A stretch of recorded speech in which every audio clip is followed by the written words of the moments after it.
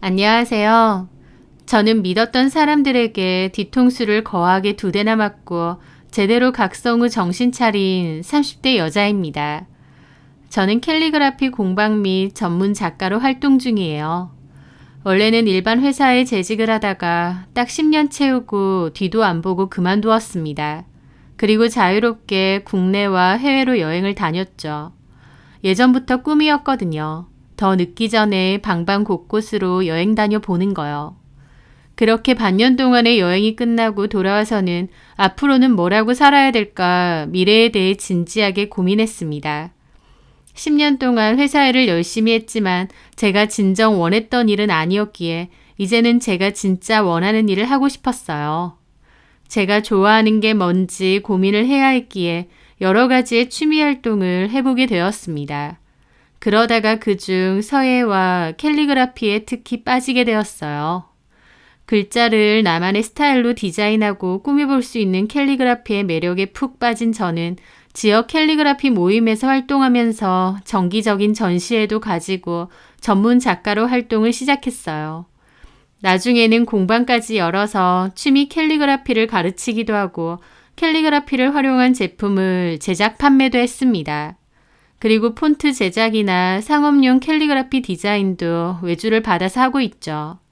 뒤늦게 제가 좋아하는 일을 업으로 삼으며 돈까지 벌게 되니 참 행복하고 좋더라고요.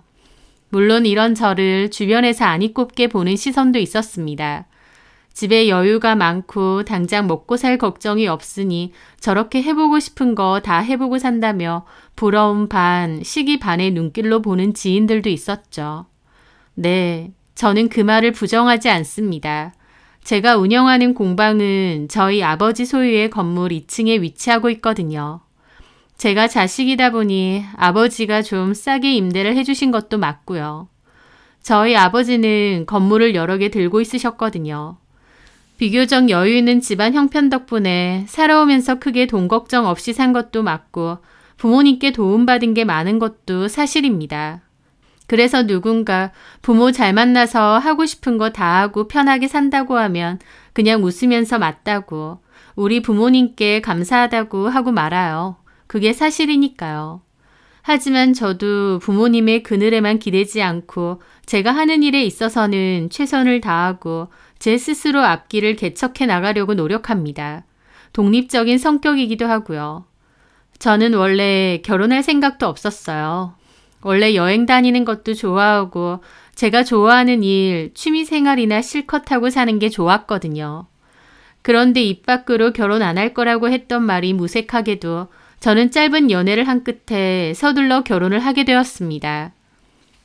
남자친구는 어플 개발 사업을 운영하는 사람이었는데요.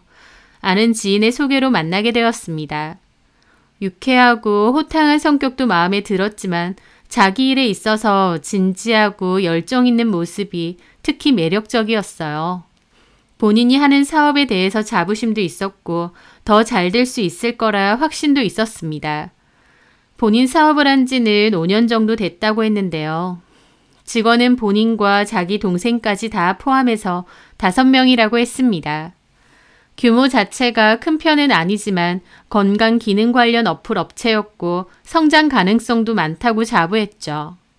그리고 규모에 비해 매출은 나쁘지 않은 편이라며 꾸준히 성장하고 있다고 했고요.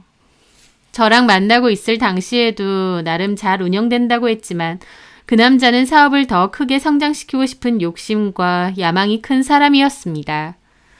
평소에는 장난기도 있고 재밌는 사람인데 일에 있어서는 진지하고 열정적인 모습이 남자답고 좋더라고요. 저는 그 남자와 8개월 정도 연애를 한 끝에 결혼도 하게 되었습니다. 연애 기간이 좀 짧은 편이었죠. 저도 제가 그렇게 짧은 연애를 하고 바로 결혼에 꼴이 날 줄은 몰랐으니까요. 하지만 그 남자는 제가 너무 좋다고 했고 저도 그 남자가 너무 좋았어요. 결혼에 있어서 몹시 적극적이었고 애정 표현도 많았습니다. 저를 너무 좋아하는 게 눈에 보일 정도였어요. 연애 기간이 길고 짧은 건 중요하지 않다고 생각했기에 빠른 준비 끝에 일사천리로 결혼도 하게 되었습니다. 제가 혼자 살고 있는 집이 있었기에 신혼집도 따로 구할 것 없이 거기서 시작하기로 했어요. 살림살이도 있던 거 그대로 쓰기로 했기에 결혼한다고 해서 특별하게 돈이 엄청 많이 드는 건 아니었습니다. 사실 남자친구는 사업이 나쁘지 않게 운영되는 편이었음에도 여윳돈이 그렇게 많지는 않았습니다. 그 이유는 남자친구가 본인 집안의 실질적인 가장이었고 먹여 살리는 식구들이 많았기 때문이죠. 집안 식구들이 남자친구에게 매달려 있다고 해도 과언이 아니었어요. 남자친구네 부모님은 퇴직 후 일을 안 하셔서 남자친구가 전적으로 생활비를 부담하고 있었고요. 또 남자친구에겐 2살 어린 남동생이 있었는데 저희보다도 먼저 결혼을 했거든요. 아이도 있고요. 그 집까지도 남자친구가 챙기는 실정이었습니다. 일단 남자친구의 남동생이 직원으로 일하면서 월급도 받아갔지만 월급 외에도 필요하면 이런저런 돈도 잘 보내주고 어린 조카를 위해서 용돈도 자주 주나 보더라고요. 그 남자가 버는 돈에 온 가족이 다 매달려 있는 상황이었고 보통은 그런 걸 부담스러워할 수도 있었겠죠. 하지만 저는 그런 것도 별로 나쁘지 않게 보였어요. 가족을 잘 책임지려는 것 같아서 좋았기도 했고요. 또 저도 돈이 아쉬운 사람도 아니고 제 몫의 돈은 충분히 벌고 있었기에 남편의 돈에 대해서 더 무감했던 것도 있습니다. 게다가 어차피 결혼해도 공동생활비는 각출하고 나머지 개인 돈은 각자 관리하자고 했었기 때문에 더욱 개의치 않았던 것 같아요. 결혼 전 만나본 시부모님도 저에게 다정하고 친절하신 분들이었고 시동생네 부부도 성격이 좋고 저를 새 식구로 많이 반겨주었어요. 특히 시동생 아내, 저에게는 예비동서가 참 싹싹하고 저한테도 애교 있게 잘 하더라고요. 아직 결혼하기 전일 때도 형님처럼 모시겠다며 싹싹하게 잘 구는데 제 입장에선 친근감 있고 스스럼 없이 저에게 다가와주니 고맙고 좋았죠. 그렇게 저희는 결혼을 했습니다. 결혼하고 1년 뒤 남편네 회사에서 개발한 어플이 좋은 성과를 이루면서 남편네 회사 매출도 상승세였습니다. 주변에선 저보고 남편 사업 잘 돼서 좋겠다고 잘 그랬는데 물론 남편 일이 잘 되는 게 당연히 좋긴 하지만 그렇다고 저한테 특별하게 더 좋을 것도 없었어요. 남편의 사업이 잘 되든 못 되든 어쨌든 똑같은 생활비를 반반씩 내면서 생활했고 제 생활 자체가 별로 달라질 일은 없었으니까요. 저는 그저 남편의 사업이 잘 돼서 남편의 노력이 빛을 보는 게 좋았고 그로 인해 남편이 행복해하는 게 기뻤을 뿐이었죠. 남편도 아무리 바빠도 제가 진행하는 캘리그라피 전시회는 꼭 참석해서 축하해 주었고 제가 하는 일에도 늘 응원을 많이 해 주었습니다. 본인 사업에도 제 캘리그라피 디자인을 적극적으로 이용한 적도 많았고요. 부부로서 서로 믿고 사랑하고 또 각자 운영하는 사업을 존중해 주면서 필요하면 함께 협업도 진행하고 이상적이면서 참 행복한 모습의 부부가 아닐까 생각했어요. 저는 결혼 생활에 만족했고 더할 나위 없이 행복하다고 믿었습니다. 그 행복이 끝까지 갔으면 좋았으련만 그랬으면 제가 이런 사연의 주인공이 되지도 않았겠죠. 저는 3번의 유산을 겪었고 그로 인해 남편과의 사이가 남보다도 못하게 나빠졌습니다. 보통 유산을 겪은 부부는 서로의 상처를 위로해주며 더 끈끈해지기도 한다는데 저희는 반대였어요. 서로에게 크게 실망했고 사이가 제대로 틀어졌거든요. 저희는 결혼하고 2년 정도 신혼기간을 보내고 바로 아이를 가지기로 계획을 했습니다. 그래서 결혼 생활 2년 뒤부턴 더 이상 피임을 하지 않고 자연스럽게 아이를 가지려고 노력했죠. 그런데 제가 임신을 하고 싶다고 원하는 대로 되는 게 아니더군요. 저희 부부에게 아이는 잘 생기지 않았습니다. 시간이 지나도 자연 임신이 어려워서 결국 난임 클리닉 병원에 다니면서 임신 준비를 본격적으로 했었어요. 그런 과정 속에서 감사하게도 새 생명이 저희 부부 곁을 찾아와 주었습니다. 너무 행복했고 앞으로 더욱 행복해질 거라 믿었어요. 그런데 8주 차에 태아 심장이 멈췄고 결국 10주 차에 계류 유산을 판정받게 되었습니다. 많이 기다렸던 첫 임신이었기에 참 가슴이 많이 아프더라고요. 첫 유산 후 남편과 저는 서로의 눈물을 닦아주며 우리 아이가 다시 우리 곁을 찾아올 거라고, 그러니까 기다려 보자고 했습니다. 그때만 해도 서로가 서로를 위로해주고 마음 아파했었죠. 그렇게 다시 고된 임신 준비 끝에 반년 뒤 다시 아이를 가지게 되었어요. 이번엔 처음보다 더 조심했지만 16주 차에 또다시 유산을 하게 되었습니다. 병원에서 습관성 유산 검사를 했었는데 엽산, NK셀 전부 정상에서 아주 약간 비정상 수치가 나왔고 태아 염색체 검사에도 이상은 없었어요. 크게 문제가 될 만한 상황이 아닌데도 유산이 또 됐던 거죠. 절박한 마음으로 인공수정까지 진행했고 2차의 임신을 성공했습니다. 이번엔 제발, 간절한 마음이었지만 병원에 가보니 또다시 심장이 멈췄다고 했습니다. 세 번째 유산이었어요. 또다시 유산이 됐구나. 너무 절망적이더라고요. 병원에서 너무 울다 나와서 의사가 뭐라고 했는지도 기억이 안 날 정도였습니다. 세 번의 유산을 겪으면서 저는 임신 자체를 포기하게 되었습니다. 내 뱃속에 품은 아이가 유산이 됐다는 것을 알았을 때 받는 상처와 무력감이 너무 컸고요. 또 무리한 시술로 인해 몸도 너무 지쳤거든요. 무엇보다 내 몸이 임신에는 적합하지 않는구나 깨닫게 된 거였죠. 그런데도 남편은 아이가 갖고 싶다고 저를 자꾸 조르면서 한 번만 더 시도해보자고 하는 겁니다. 인공수정이라는 게 남자 쪽은 괜찮지만 여자 쪽에선 정말 힘들고 몸도 많이 축나거든요. 제 입장에선 내 몸이 너무 안 좋아지고 힘들고 지치는데 남편은 임신 타령만 하면서 자꾸만 시도해보자고 하니 원망스러웠죠. 그래서 많이 싸웠어요. 제 몸은 신경도 안 쓰고 그저 자식 타령만 하는 남편이 너무 야속하게만 느껴졌죠. 그 일로 남편과 싸움이 늘어갔습니다. 연애 때부터 결혼 초까지 거의 싸운 적이 없는데 그때는 매일같이 싸우고 큰 소리가 오갔어요. 그러면서 점차 사이가 틀어지기 시작했습니다. 남녀 사이라는 게 한번 틀어지기 시작하니 걷잡을 수가 없더군요. 나중에는 한 집에서 대화도 잘 하지 않고 서먹하게 지낼 정도가 되었죠.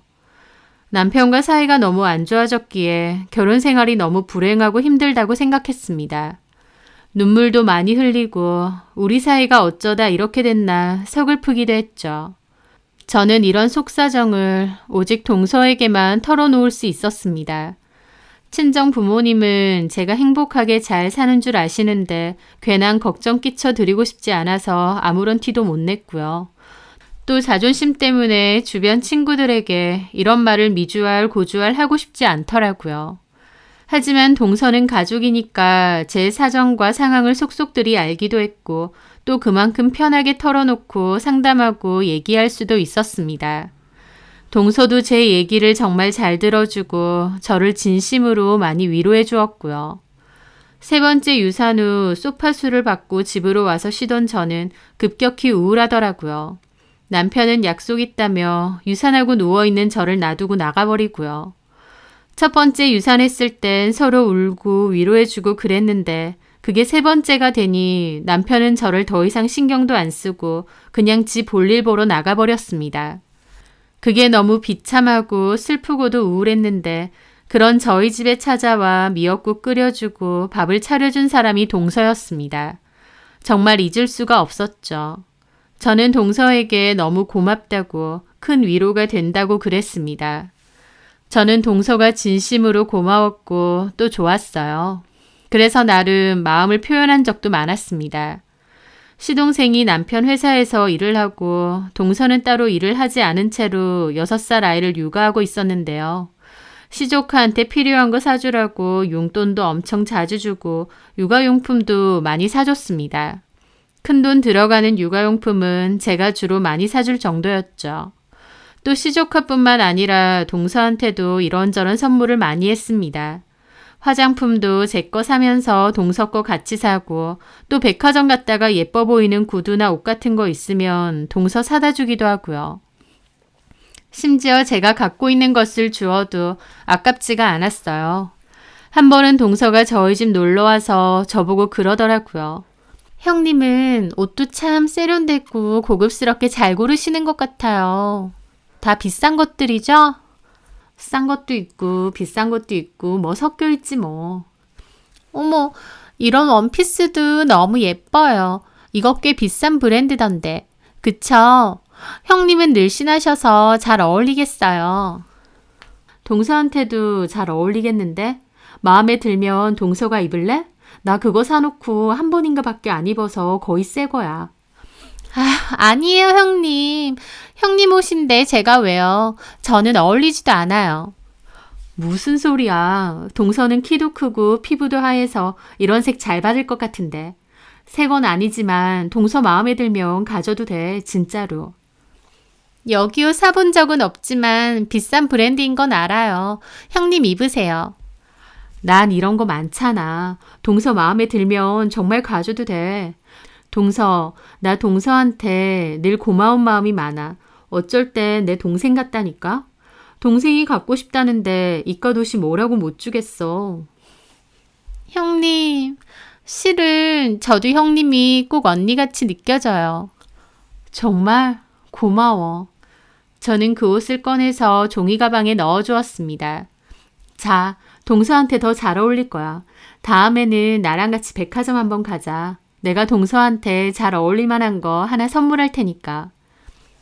형님, 평소에도 맨날 이것저것 사주시면서.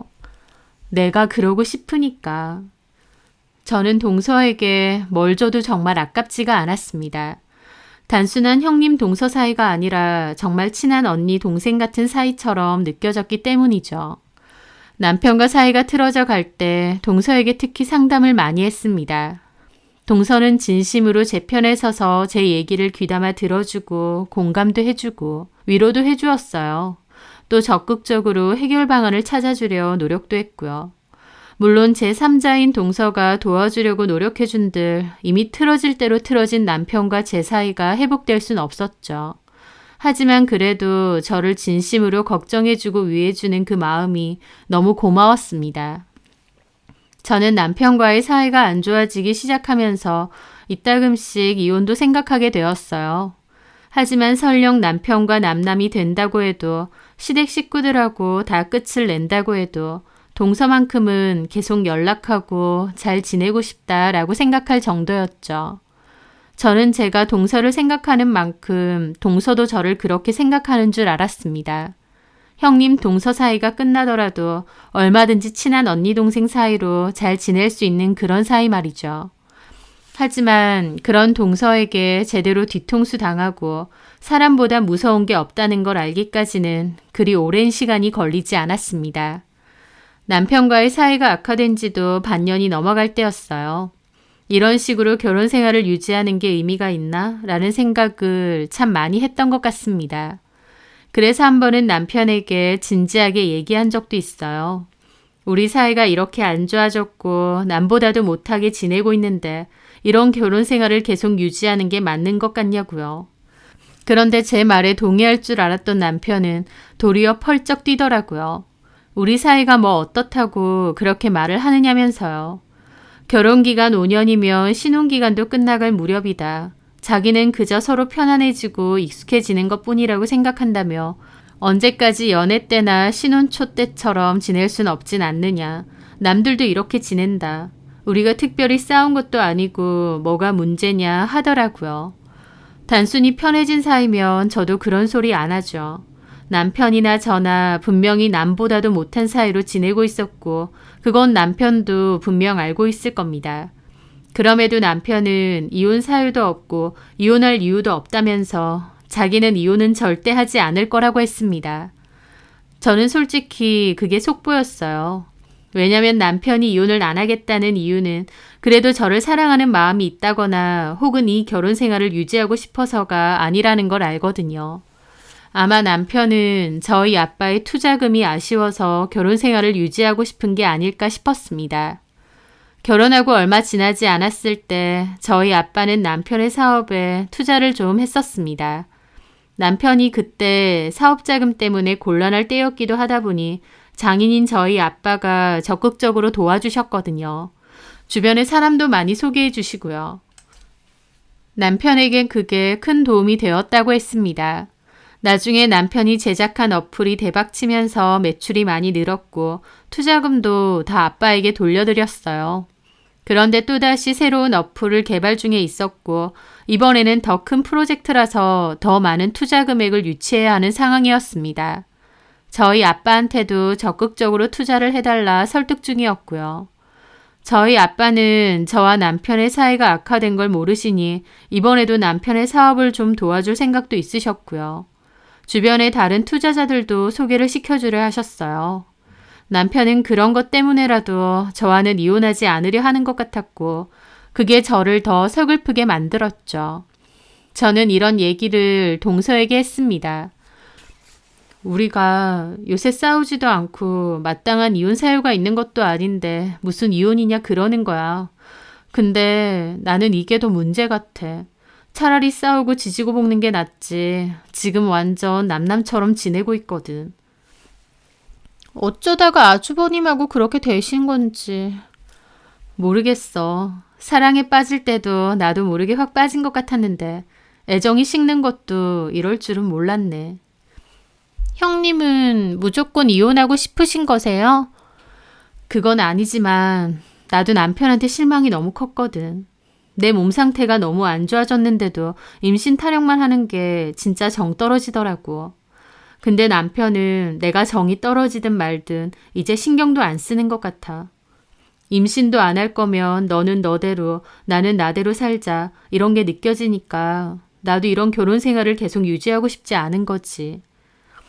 아주버님도 아이를 많이 원했어서 더 그러신 건가 봐요. 그리고 저희도 비슷해요. 결혼 생활 점차 흘러갈수록 연애할 때처럼 알콩달콩 그렇게는 안 되니까요. 나도 아는데 그래도 서로 믿고 의지하고 그렇게 살아갈 줄 알았는데 지금은 서로 상처만 주는 것 같아.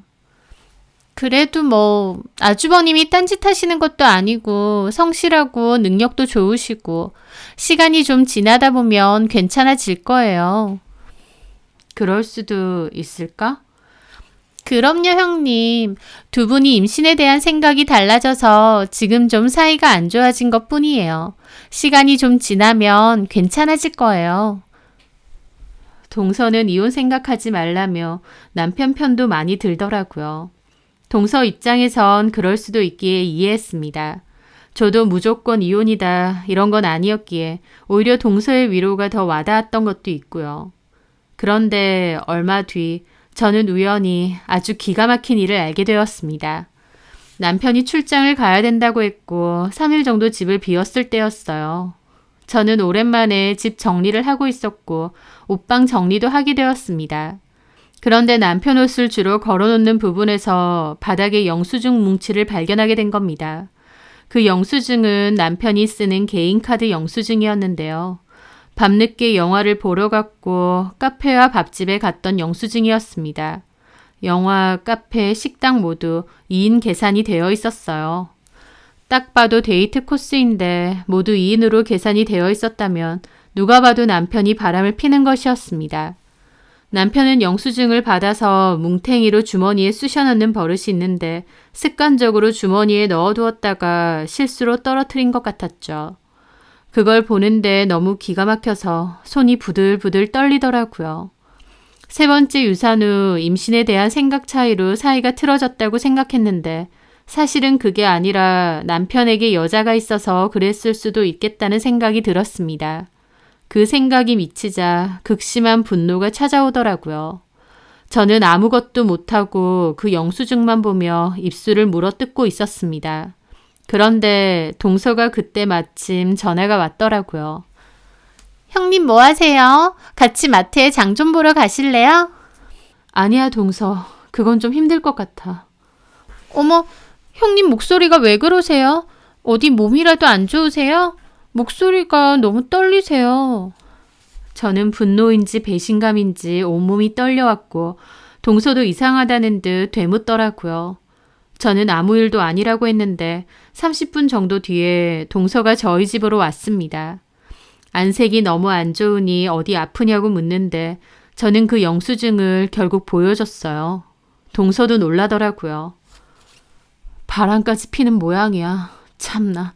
날짜 보니까 저번 주던데 회사 일 때문에 야근한다고 한 날 저렇게 갔더라고. 세상에, 아주버님이 그러실 분 같지는 않았는데. 어쩌면 지금 출장도 그 여자랑 놀러 간 걸지도 몰라. 도련님은 출장 같이 안 가셨지? 네. 그럼 그 여자랑 놀러 간 걸 수도 있겠네. 설마요. 제가 남편한테 물어볼까요? 아주버님 출장 간 거 맞냐고? 동서, 얘기하지 마 절대. 남편이 무슨 짓 저지르는지 나 증거 확실히 잡아야겠어. 괜히 내가 아는 거 도련님한테도 언질하지 마. 알았지? 증거요? 그래. 내가 잘 몰라도 이런 영수증은 증거가 안 되는 건 알겠어. 오늘 밤에 출장 끝내고 오는데 블랙박스 뒤져보면 알 수 있겠지. 그러게요. 블랙박스 보면 여자랑 놀러 간 건지 아니면 진짜 출장인지 알 수 있으니까. 어디 두고 봐. 만약 진짜 바람인 거면 나도 가만 안 있을 거니까. 만약 아주버님이 바람인 거면 이혼하실 거예요? 당연하지. 그렇구나. 저는 어디 두고 보자 하는 마음이었습니다. 동서가 아이 하원 시간에 맞춰 돌아갔고 저는 이런저런 생각을 하며 기다렸어요. 남편은 8시쯤에 와 집에 돌아왔습니다. 집에 와서는 뜬금없이 저한테 자기 없는 동안 잘 있었느냐고 다정한 말투로 묻는 거예요. 저는 속으로 내연녀랑 여행 갔다 와서 신났나 싶더라고요. 남편은 말은 피곤하다면서 안 자고 11시까지 TV를 보다가 소파에서 잠이 들었습니다. 저는 남편이 완전히 잠이 든 것을 확인하고 차키를 챙겨 내려갔죠. 그런데요, 막상 확인해보니 황당하게도 블랙박스에 메모리가 없는 겁니다. 그걸 보고 저는 뜨악했죠. 멀쩡히 들어있던 메모리가 발이 달려서 없어진 것도 아닐 테고 설마 내가 눈치챈 걸 알았나? 왜 메모리를 빼놨지? 싶었어요. 저는 심란한 기분으로 다시 올라갔습니다. 남편이 내가 아는 걸 눈치챈 걸까 싶었죠. 폰이라도 뒤져보고 싶었는데 주머니에 폰을 넣어두고 자길래 못 봤습니다. 그날 방에 저 혼자 누워있는데 동서한테서 문자가 왔어요. 형님, 메모리 확인해 보셨어요? 근데 눈치를 챈 건지 뭔지 메모리가 없어. 네? 메모리가 아예 없어요? 빼놓으신 건가? 참나, 나름 철두철미하게 바람피고 있었네. 형님, 바람이 아닐 수도 있잖아요. 그럼 메모리를 왜 빼겠어? 어디 두고 봐. 어떻게 하시려고요? 폰을 좀 뒤져봐야겠어. 오늘은 주머니에 넣고 자서 안 될 것 같고 내일 한번 보려고. 네, 그게 확실하죠. 아무래도. 도련님한텐 절대 말하면 안 돼? 그럼요. 저는 형님 편인데요. 혹시 필요한 일 있으시면 언제든 저한테 말하세요. 고마워, 동서. 힘이 많이 된다. 그렇게 저는 블랙박스는 실패했지만 기회를 봐서 폰을 뒤져보겠다 생각했어요. 그런데 며칠 뒤에 폰을 뒤져봤는데 정말 아무것도 안 나오는 겁니다. 수상한 문자나 카톡도 없고 갤러리나 녹음, 심지어 휴지통까지 뒤져봐도 아무것도 안 나왔어요. 근데 오히려 너무 깨끗하니까 바람을 안 피나 싶은 게 아니라 이렇게 철저하게 숨기나 싶은 생각만 드는 겁니다. 그맘때 동서가 또 전화가 왔더라고요. 형님, 아주버님 폰 확인해 보셨어요? 해봤는데 뭐 나오는 게 없네. 다 삭제한 건지. 정말요? 그럼 사실 바람 피는 게 아닌 거 아닐까요? 그 영수증요. 영화 보고 밥 먹고 하는 건 그냥 친구랑 했을 수도 있잖아요. 글쎄, 내일 모레 마흔인 남자가 친구랑 둘이서 영화 보고 밥 먹고 카페를 간다고? 그게 더 이상하지 않나? 그렇긴 한데 딱히 증거가 없다 보니 이제 어떻게 하실 거예요? 일단 좀 두고 봐야지. 네, 제 생각엔 아닌 것 같으니 형님도 너무 신경 쓰지 마세요.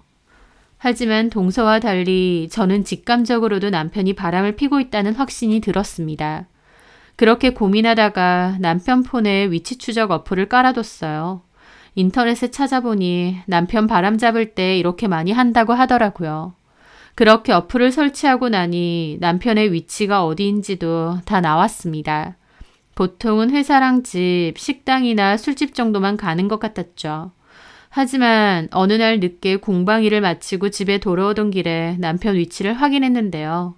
그날 아침 저한테는 직원들이랑 저녁 먹고 들어간다고 했는데 위치는 무슨 외곽 호숫가 쪽으로 잡히는 겁니다. 이건 100%다 싶었죠. 직원들이랑 저녁을 이런 데서 먹을 리가 없으니까요. 저는 다급하게 인터넷으로 그 주변을 찾아봤더니 세상에 모텔까지 많은 곳이더군요. 저는 흥분한 상태로 제 차를 타고 남편이 있는 곳으로 달려갔습니다. 어플이 비교적 정확한 위치를 알려주었기에 저도 이악 물고 달려갔죠. 이번엔 내 눈으로 남편의 바람을 확인하고 증거까지 잡아두겠다 마음 먹으면서요. 하지만 제가 거의 도착할 때쯤 벌써 남편의 위치가 바뀌더라고요.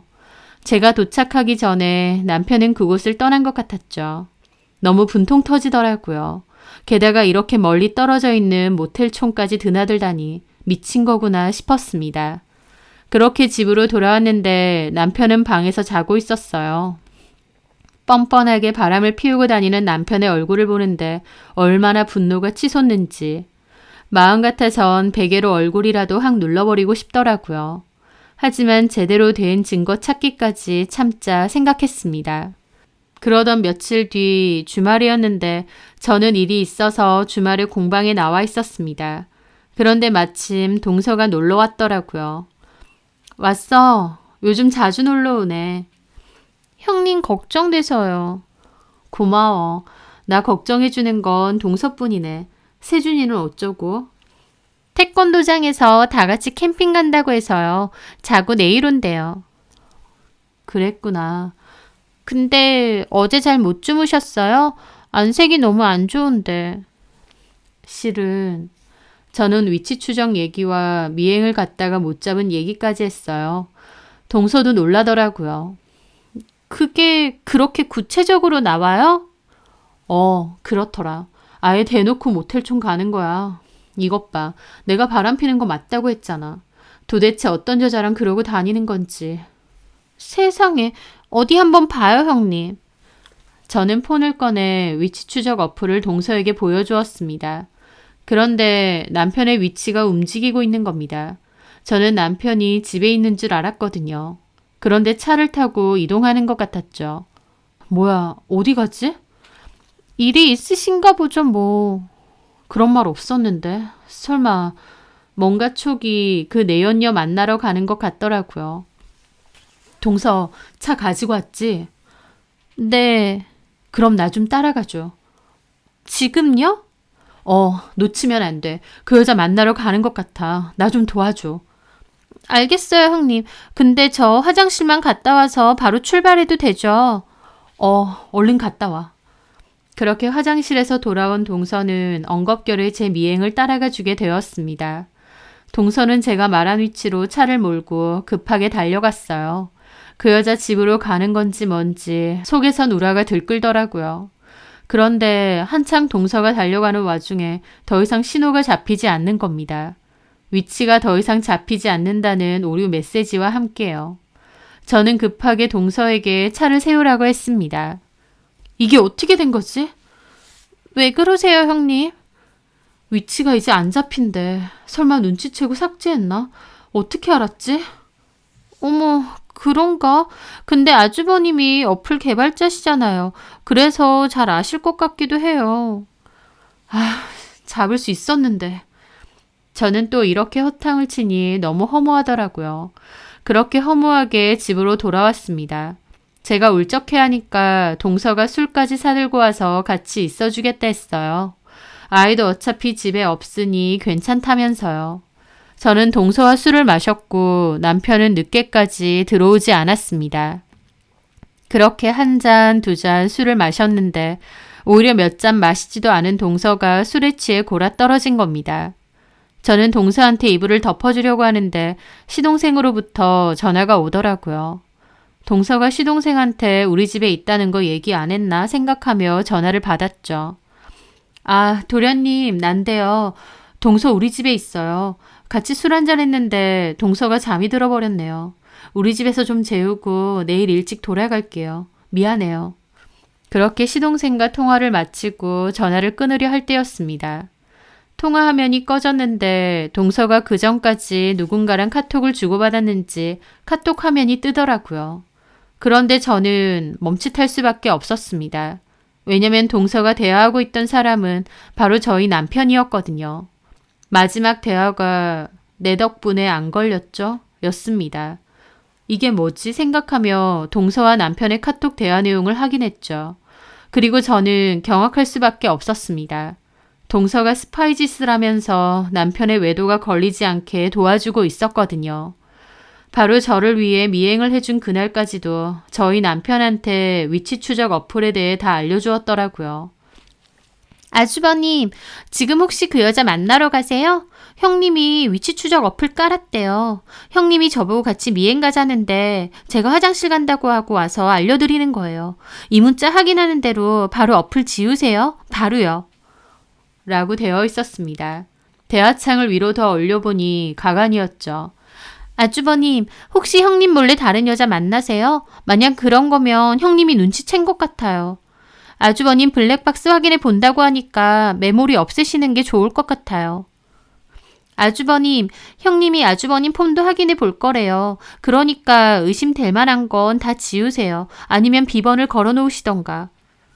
등등 제가 동서에게 증거 수집을 위해 얘기했던 모든 것들을 다 남편에게 몰래 말한 겁니다. 그래서 남편은 조치를 취할 수 있었던 거고 저는 증거를 잡지 못하고 허탕을 쳤던 거죠. 배신감과 충격으로 손이 벌벌 떨렸어요. 동서의 고자질에 남편 반응은 이랬습니다. 블랙박스 메모리는 빼셨어요? 예, 서랍에 잘 숨겨뒀어요. 근데 진짜 다른 여자 만나시는 거예요? 뭐 오래된 건 아닌데 어쨌든 알려주셔서 고마워요. 저는 아주버님하고 형님하고 이혼하지 않기를 바래요. 그래서 알려드리는 거예요. 그럼요, 재수씨. 혹시 또 그 사람이 또 저에 대해서 뭔가를 캐면 알려줄 수 있죠? 그럼요. 고마워요.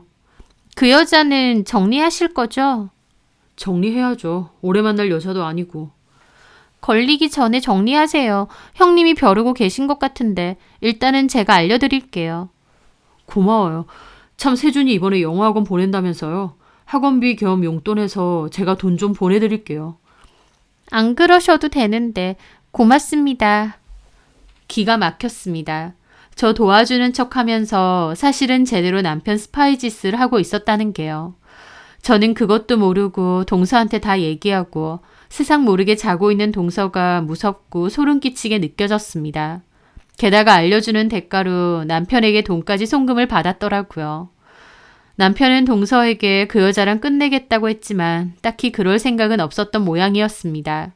어차피 동서가 정보를 캐서 알려주니까 몰래 바람을 피는 게 좀 더 쉬웠겠죠. 저는 남편 서재방으로 가서 책상 서랍을 뒤져봤습니다.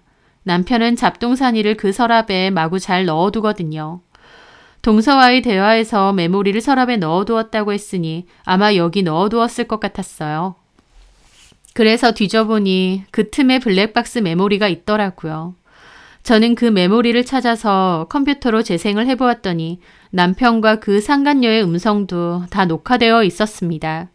게다가 정말 출장이 아니라 여행이라도 간 건지 결정적으로 둘이서 호텔 가는 것도 다 찍혀 있더라고요.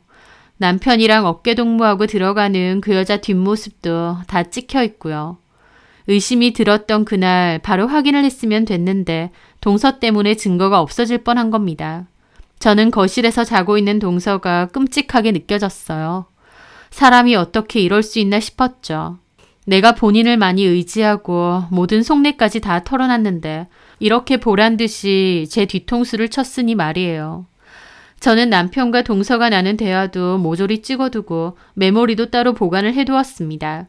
그리고 자고 있는 동서를 흔들어 깨웠어요. 일어나. 동서는 비몽사몽한 채로 일어나더라고요. 형님, 빨리 일어나라고. 제가 소리를 확 지르자 동서도 잠결에 놀란 얼굴이었습니다. 형님, 왜 소리를 지르세요? 소리만 지를까? 저는 말과 동시에 동서의 머리채를 잡았습니다. 동서 왜 이러냐며 악을 쓰더라고요. 저는 동서의 머리채를 흔들다가 던지듯 놓아주었습니다. 자다가 일어나서 갑자기 저한테 머리채를 잡혔으니 동서도 놀랐겠죠. 하지만 보란듯이 배신당한 저만큼 황당하고 기분 더럽지는 않았을 겁니다. 형님 미치셨어요? 왜 이러세요? 저는 악을 질러대는 동서 앞에 동서 핸드폰을 던졌습니다. 카톡 화면이 떠있는 핸드폰을요. 그걸 보고 동서도 놀라서 눈이 동그래지더라고요. 형님, 이걸 어떻게... 진짜 무섭네 동서. 앞에서는 나 위해서 도와주는 척하면서 뒤에서는 내 남편한테 다 알려줘? 형님, 저는 형님이 아주버님하고 이혼하지 않았으면 해서... 웃기지 마. 내 남편한테 미주알 고주알 다 알려주고 더 돈까지 받았더라. 네가 사람이니? 형님... 동서 잘못했다고 빌더라고요. 저는 필요 없으니 꺼지라고 했고요. 동서는 잘못했다고 자기는 좋은 뜻으로 그랬다는 말도 안 되는 헛소리까지 하면서요. 그렇게 동서와 제 사이에서 큰 소리가 오가는데 남편이 마침 들어오는 겁니다. 남편도 놀라서 벙찌더라고요. 제가 씩씩거리고 있고 동서는 제 앞에서 무릎 꿇고 빌고 있으니까요. 이게 무슨 일이야? 저는 남편 면상을 보는데 화가 머리 끝까지 났습니다. 그래서 달려가서 남편 머리채까지 잡아버렸어요. 아! 미쳤어? 왜 이래? 하면서 악착같이 머리채를 잡고 있는 저를 떠밀더라고요. 저는 끝까지 남편 머리채를 잡고 있다가 떠밀렸기에 남편의 머리털도 한 움큼 뽑아버렸습니다. 남편은 머리털이 뽑힌 채로 미쳤느냐 색 난리를 치더라고요. 저는 그 앞에서 남편의 싸대기도 날렸습니다. 둘이서 잘두나 속였지. 너는 뒤로 바람 피우고 다녔고 그 여자 누구야? 어떤 여잔데? 도대체 언제부터야? 제 말에 남편도 할 말이 없는지 눈치만 보더라고요. 너는 나 대놓고 속이면서 뒤에선 딴 여자 만나고 다니고 그러면서 이혼은 절대 안 하겠다. 왜? 우리 아빠 돈 때문에? 여보, 그런 게 아니라. 진짜 치 떨린다 치 떨려. 우리는 이혼이야. 너랑 그 여자한테 위자료도 받을 거고 아빠가 해주신다던 투자금도 당연히 없는 거야. 그리고 내 집에서도 당장 네 짐 싸서 꺼져. 여보, 꺼지라고. 그리고 동서도 지죽은 듯이 눈치만 보고 있더라고요. 너도 같이 꺼져. 너한테도 위자료 소송할 거니까 딱 기다리고. 형님, 저한테는 왜요? 몰라서 묻니? 네가 뒤에서 스파이지 제대로 하고 있었잖아. 어디 두고 봐. 형님, 저한테 왜 그러세요? 저는 그냥 형님하고 아주버님 이혼 안 했으면 해서. 닥쳐. 왜 이혼 안 했으면 하는데? 결국 너한테 피해 갈까봐 그런 거 아니야. 박쥐 같은 년. 진짜 소름 끼친다. 꼴도 보기 싫으니까 꺼지라고. 저는 그렇게 남편과 동서를 쫓아냈습니다. 남편한테 배신당한 것도 모자라서 그토록 믿었던 동서에게까지 배신을 당한 거다 보니 정신적인 충격이 정말 크더라고요. 아니, 어쩌면 남편이 준 충격보다 동서가 준 충격이 더 컸다고나 할까요? 저는 그날 밤새 한숨도 못 자고 내가 당한 배신에 대해 곱씹고 또 곱씹었던 것 같아요. 그렇게 다음 날부터 저는 본격적인 이혼 준비에 들어갔습니다. 저희 부모님께도 바로 알렸어요. 아빠는 화가 머리끝까지 나서 투자하기로 했던 거 취소하셨고 남편에게 전화해 쌍욕을 퍼부으셨습니다. 저는 증거들이 다 확실했기 때문에 그걸로 바로 이혼소송과 위자료 소송도 진행하기로 했습니다. 동서는 남편의 불륜 증거를 없애려고 제 뒤에서 온갖 수를 썼지만 결론적으로 동서가 증거들을 다 알려주고 제공해준 셈이었어요. 블랙박스 메모리 외에도 동서와 남편이 나눈 대화에 남편이 바람핀 내용이 다 있었으니까요. 소송 중에 남편은 저더러 어떻게 알았냐고 물어보던데 저는 동서랑 너랑 카톡 나눈 거 다 봤다고 그랬습니다. 남편은 그 후에 그런 걸 멍청하게 들키냐며 동서랑도 싸운 것 같더라고요. 동서는 기껏 도와줬더니 자기 탓하는 거냐고 같이 싸웠다고 하고요. 하여튼 저는 남편과 상대 여자 동서를 상대로 위자료 소송 진행했습니다. 남편은 잘못했다고 뒤늦게 빌었지만 아무 의미 없는 행동이었죠. 무리한 임신 요구에 외도까지 이혼 사유로는 확실했습니다. 증거도 충분하고요. 저도 더 이상 그런 남자랑 같이 살 생각 추호도 없었고요. 그렇게 저는 소송 끝에 이혼을 했고 위자료도 받아낼 수 있었습니다. 직접적으로 외도를 저지른 남편과 그 여자는 물론이고 동서 역시 아주버님의 불륜을 알고 있으면서 방조하고 나아가 증거 인멸 및 알리바이까지 제공했기에 책임을 물어야 된다고 판결이 났어요. 동서는 저희 남편의 돈 몇 푼 받으려다가 오히려 위자료까지 토해내게 된 셈이었죠. 그렇게 저는 이혼 후 여전히 공방을 운영하며 잘 지냈습니다. 이혼을 하더라도 동서하고만큼은 잘 지내고 싶었던 때도 있었는데 결국 이렇게 된 게 참 허무하고 어이없기도 하더라고요. 이제는 나랑 상관없는 사람들이기에 그 후엔 신경도 안 쓰고 살았는데요. 그 후 시간이 흘러 우연히 지인으로부터 전 남편네 얘기를 들었습니다.